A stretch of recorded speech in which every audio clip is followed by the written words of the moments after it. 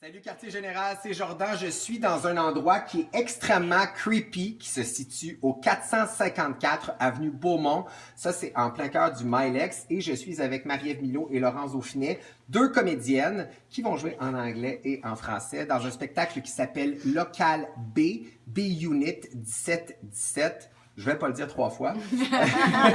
Les filles, merci beaucoup de me recevoir dans un endroit parfait pour me dépecer et me mettre dans un sac. Ça sera déjà fait. C'est ça, exactement. Le spectacle est un spectacle immersif. 20 personnes pourront voir le show à chaque fois, que ce soit en anglais ou en français. On va remettre une clé aux spectateurs. Ça tourne autour d'un thriller, d'une jeune fille qui vient chercher quelque chose ici. Honnêtement, j'en sais pas plus. Je vous laisse un peu mettre la table pour ce spectacle-là.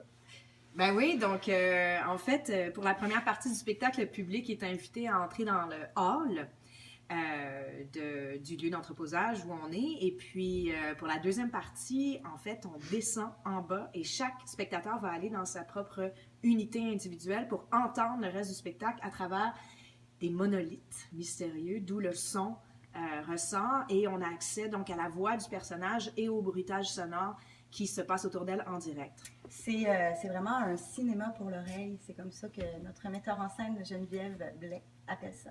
Mais c'est bien dit. Et c'est une traduction, Maryse Warda qui a fait la traduction, anglais-français. Il n'y a pas de répondance entre les deux spectacles. C'est vraiment une version anglophone et francophone. Est-ce que tu as l'habitude de jouer en anglais? Oui, ben de plus en plus, des fois, j'ai peur de plus jamais jouer en français. Mais depuis te ramasser sur Netflix, puis avoir trop de jobs à Hollywood.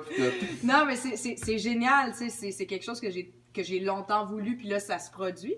Fait que c'est fantastique. Mais oui, dans les dernières années, j'ai travaillé surtout en anglais, en fait.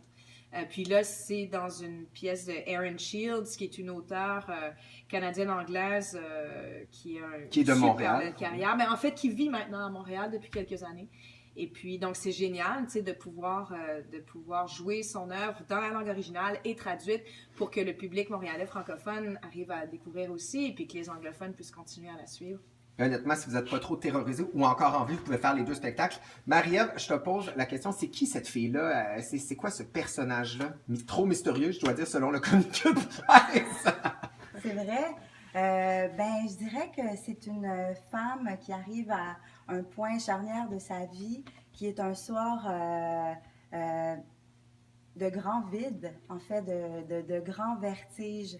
Et c'est un personnage qui a beaucoup vécu à travers le désir des autres et qui tente de s'affranchir de cette logique du désir pour se réapproprier les siens. Et étrangement, elle arrive ici, elle atterrit dans entreposage Beaumont Mini Storage.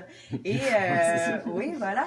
Et donc, on va passer à travers cette espèce de parcours initiatique avec elle. Et l'expérience pour ce qui est du spectateur, d'être isolé, de recevoir ça par son, vous l'avez sûrement testé, le spectacle, avec des gens. Qu'est-ce qui ressort de cette expérience-là? Parce que moi, j'ai jamais, dans toutes ces années de théâtre-là, j'ai jamais vécu une expérience comme ça. Donc, qu'est-ce qui ressort des spectateurs? Mais je pense que c'est ça vraiment l'intérêt du théâtre in situ, c'est qu'on redécouvre des lieux, tu sais, de manière beaucoup plus poétique. Il y a tout un travail en haut d'éclairage, un travail sonore qui fait que le lieu prend des allures inimaginées. Et ensuite, l'expérience sonore, je pense, moi, je ne l'ai pas personnellement vécu parce qu'on a très peu enchaîné le spectacle encore. C'est un spectacle qui est très, très difficile techniquement. Sauf que les gens qui ont entendu dans le monolithe ont l'impression d'avoir accès à nos pensées, d'avoir accès à notre intériorité parce qu'on est miqué, ils ont accès à une voix qui est très intime et à plein de choses qui se passent, puis ils entendent des choses de l'autre côté du mur et en même temps dans les haut-parleurs. Donc, je pense que ça donne une densité de texture très intéressante. Oui, puis le fait aussi d'être dans le noir, je trouve qu'on se réapproprie le pouvoir suggestif du théâtre. Oui. C'est-à-dire qu'à la base, seul dans notre chambre, quand on éteint la lumière, on a une grande capacité à pouvoir s'imaginer des choses. Puis je trouve que nous, on les accompagne en fait là-dedans. Oui, puis vous faites confiance aussi au spectateur de s'imaginer ce qu'il entend. C'est quand même intéressant. Donc, chaque spectateur va avoir une vision imaginaire du spectacle vraiment différente. Oui, parce que chaque expérience va être unique puisque chaque personne est toute seule dans son unité. Et à la fin du spectacle, de cette immersion, ben, tout le monde va se retrouver, puis il y aura un partage d'expérience. Je trouve que c'est intéressant quand même. Puis on m'a dit qu'il y avait un petit buffet. C'est-tu vrai, ça?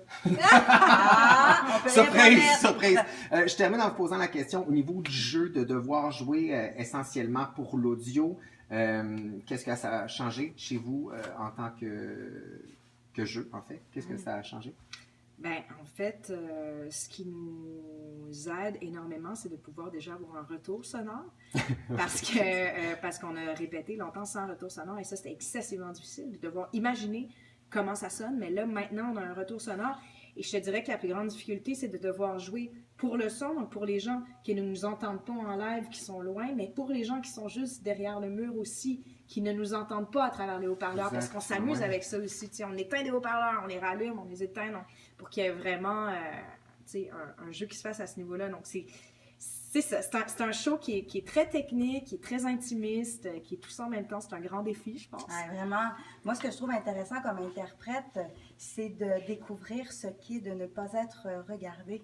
Eh bien oui, c'est vrai. Moi, c'est ça, ce que je trouve le plus intéressant. C'est toute la notion de performance qui est redéfinie dans ce spectacle-là, en tout cas dans la deuxième partie. Quand on erre dans les corridors pour vous faire vivre quelque chose, nous ne sommes pas regardés. Donc, c'est vraiment intéressant, en fait. Je trouve qu'il y a une forme de libération du corps, puis quand on est dans une bonne concentration, puis dans un bel état de grâce, ben, je trouve qu'on a accès à quelque chose de très... je sais pas comment dire. Ben, d'immatériel, en fait, c'est que vous pouvez exact. vous concentrer sur ce que vous faites, soit de jouer, sans être conscient du maquillage, de la postiche, des vêtements, des déplacements. Mais même l'essence même d'un texte, en fait. Ben oui, c'est vrai. Puis pour le spectateur aussi, d'être seul dans son unité, je pense que ça peut amener ça. Tu sais, Ouais. on veut pas quand on est au théâtre avec d'autres personnes, il y a toujours une inhibition. Mais là, on est seul. Donc, on peut être voyeur à travers les oreilles et seul et libre et se placer comme on veut, tu sais, dans n'importe quelle position, réagir. Exactement. Je pense qu'il y a vraiment une liberté. En tout cas, moi, c'est le genre d'expérience que j'aime beaucoup vivre comme spectatrice. En tout cas, vous nous mettez l'eau à la bouche, les filles. Donc, Laurence Dauphinet, Marie-Ève Milot. Le spectacle s'appelle Local Unit B 1717. C'est au 454, je l'ai eu, 454 avenue Beaumont. Ça commence le 5 avril, si je me trompe pas.